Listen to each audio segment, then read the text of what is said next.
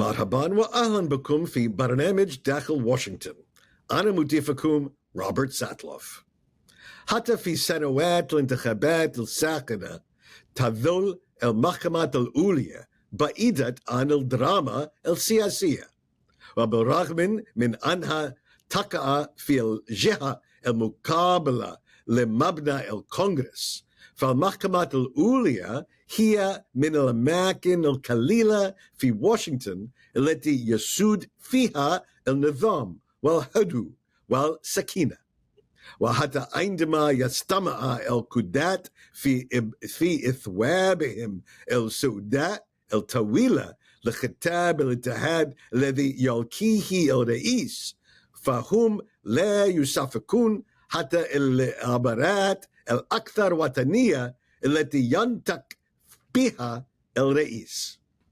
ولكن في هذا العام دخلت المحكمة العليا والنظام القضائي الأميركي إلى قلب العاصفة السياسية، والسبب في ذلك هو السلوك الأخلاقي لبعض القضاة، وبالإضافة إلى القرارات المثيرة للجدل التي تم اتخاذها بشأن قضايا مثل الإجهاض وحق حمل السلاح، إضافة إلى المشاكل القانونية التي تواجه أحد المرشحين الرئاسيين.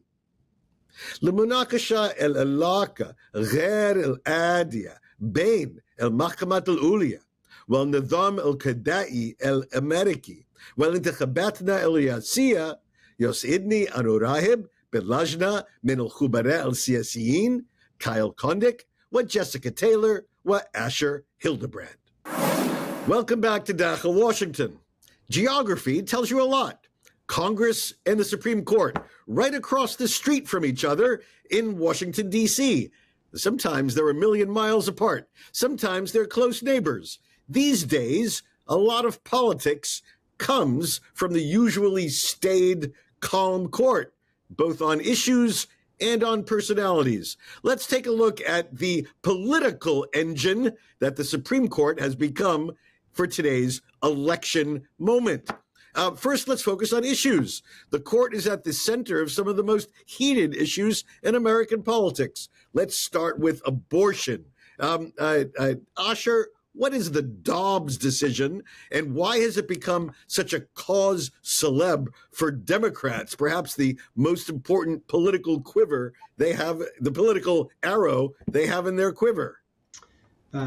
So the Dobbs decision was now handed down 2 years ago by the court that overturned Roe versus Wade, which had established the right to an abortion as a constitutional right under the constitutional right to privacy, and that overturned longstanding precedent, and a longstanding precedent that had been extraordinarily consistent with public opinion on abortion.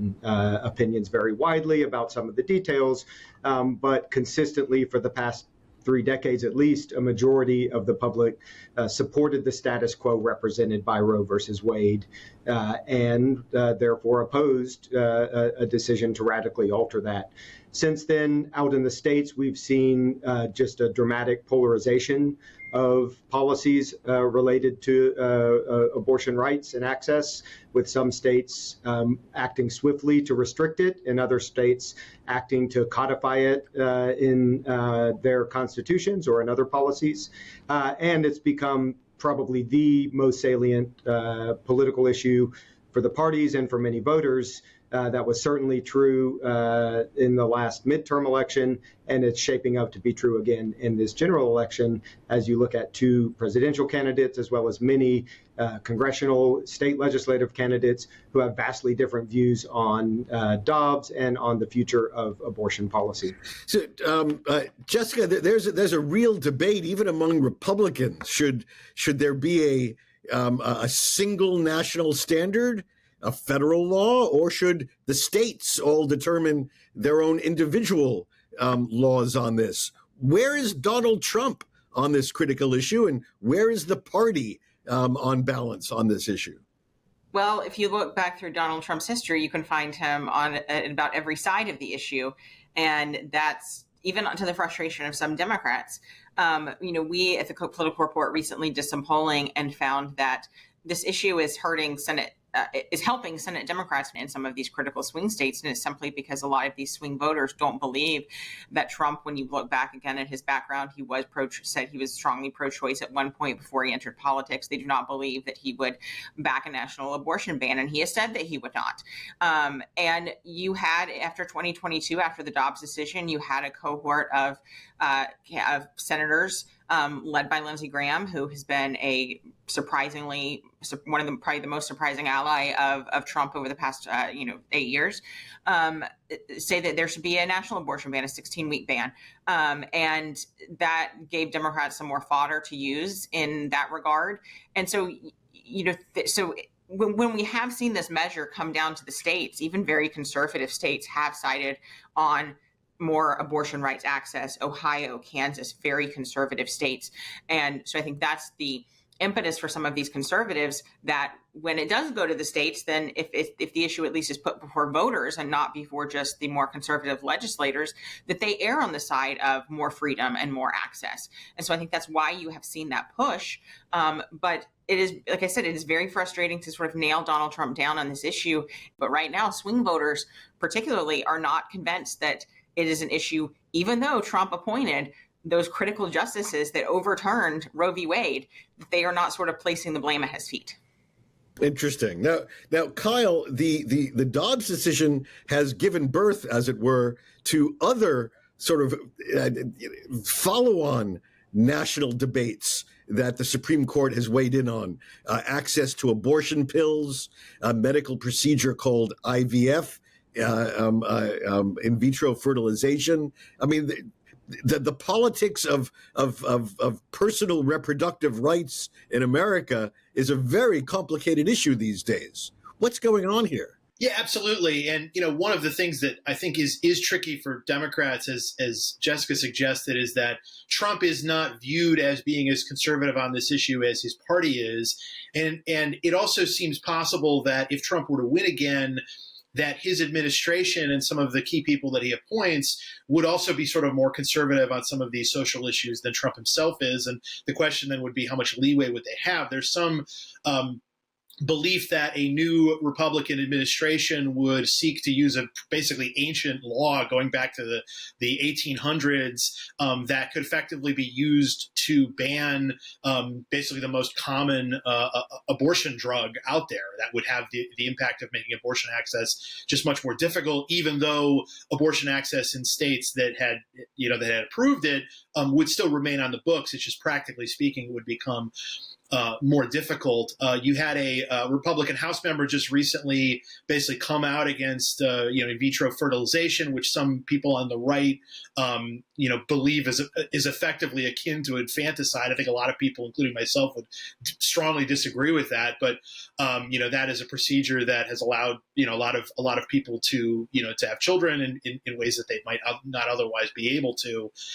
And so it's just interesting that you have, as the leader of the Republican Party, someone who is not viewed as a strong, Christian conservative, social conservative, and yet the party, I think, actually is getting more socially conservative on these reproductive rights issues. And so in some ways, it's kind of the perfect situation for social conservatives. But if they actually got into office and were able to do some of the things that they wanted to do, of course, there'd be a political backlash to that, just like there's been a political backlash to the Dobbs decision. Asher, should we expect other social issues or social cultural issues like gun rights, for example, where the Supreme Court has again took a major decision not too long ago to limit states' control of gun ownership? Are these going to be hot button political issues in November? The short answer is yes. The slightly longer answer is that it's awfully difficult to draw the line between social or cultural issues and other policy issues these days for so many voters, because these are issues that, yes, people hold views on that are deeply related to their values, to their faith in some cases. But for so many Americans, especially women and other parents, these are issues of healthcare, and these are in many cases issues of life and death for anybody like myself with children in school, school-age children. Right, gun control is an issue of life and death. It's an issue that we we think about literally every single day. So I hesitate to just sort of diminish them as cultural issues, but they are very much front and center in the agenda for the conservative movement, which has sort of sensed some victory with Dobbs and with other court rulings over the last couple of years. And whatever Donald Trump might believe or in his heart of hearts on these things, however voters might pursue him, the sort of long-term movement forces that gave rise to Dobbs, that have given rise to other efforts like in IVF, that's not going anywhere anytime soon. That will continue to be with us. Jessica, you made an interesting point that many voters don't fear that Donald Trump is wholly in that ultra-conservative position on these issues. But there is a rising fear that perhaps the court may take on other conservative causes like rolling back marriage equality or limiting transgender medical procedures. How do you square that with the sense that maybe Donald Trump isn't a true believer on these things? I think that's where, again, the party is so disconnected from its leader. And, you had even in that in decisions that came recently sort of hinting at that. We're 9 years removed from the Obergefell decision that legalized gay marriage, that, Clarence Thomas even hinting that, maybe they should reconsider, interracial marriage, which he, of course, is in one. There are questions about what that would happen. And I'm eager to see if Democrats not just make this an issue, and I think they should, because Republicans clearly, they use the Supreme Court and these promise of seats as a galvanizing issue for the Republican right and for the rise of the religious right. It's one that for decades, I grew up in a Southern Baptist home. I remember hearing it throughout the 90s that, we had to fight abortion. That way to do that was through the Supreme Court. There is a very strong possibility that Trump, if he is elected again, would get to appoint even more Supreme Court nominees, and those have tended to be, ones that are blessed by the Heritage Fund or the Federalist Society, and so the court could be remade even more. And I think that Democrats should look at using this as a more galvanizing issue in the way that Republicans have. All right, when we come back after the break, Kyle, we're going to get into this. We're going to get into the actual personalities on the court. And is the court likely to be, as it was 4 years ago, a venue for where the composition itself is a hot political issue in the campaign? When we come back after the break.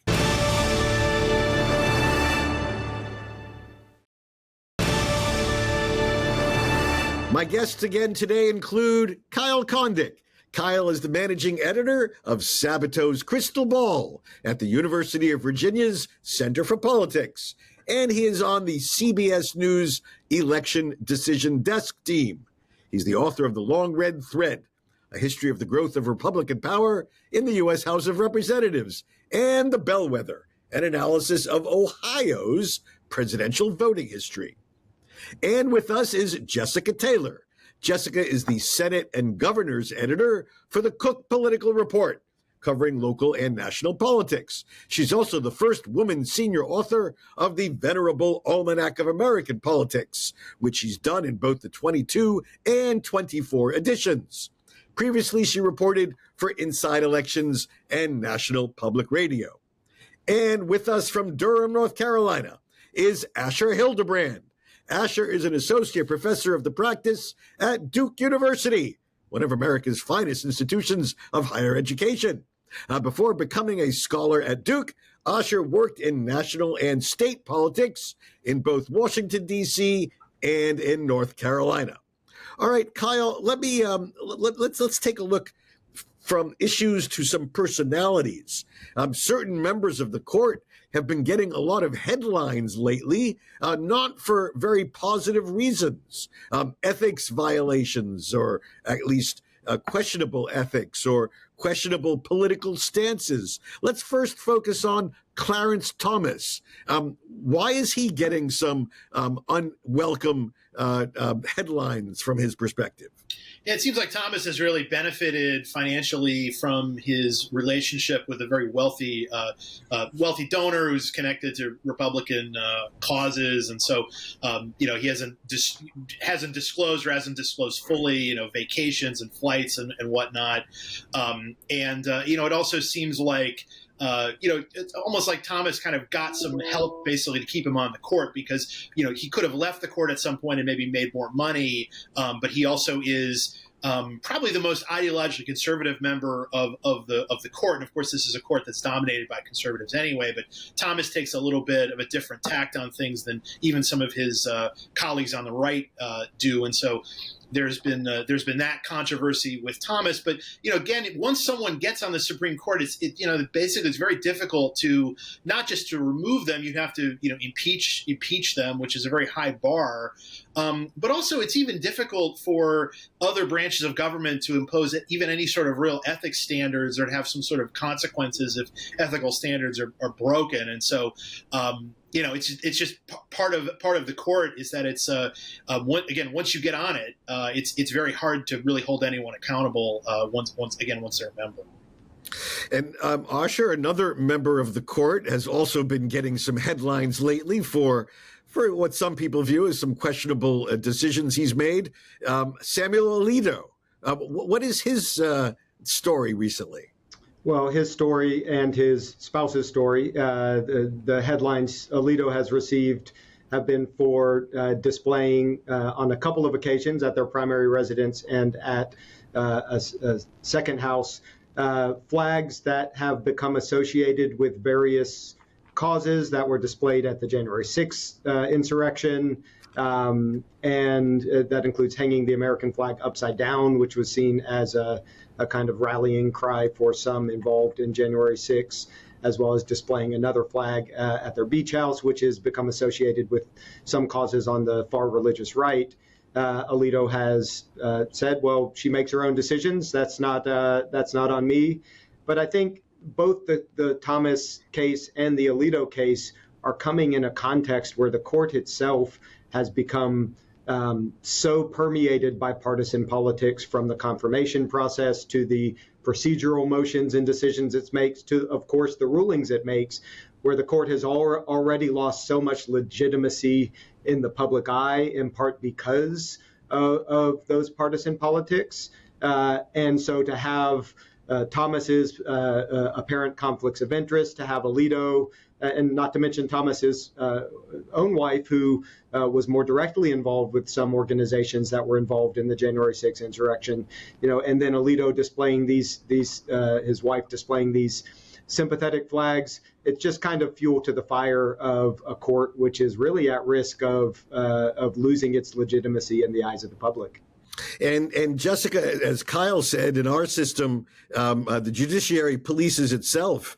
Why has John Roberts, Chief Justice, a man whose career is defined by protecting the integrity of courts, been so resistant to having a firm ethics policy for the court?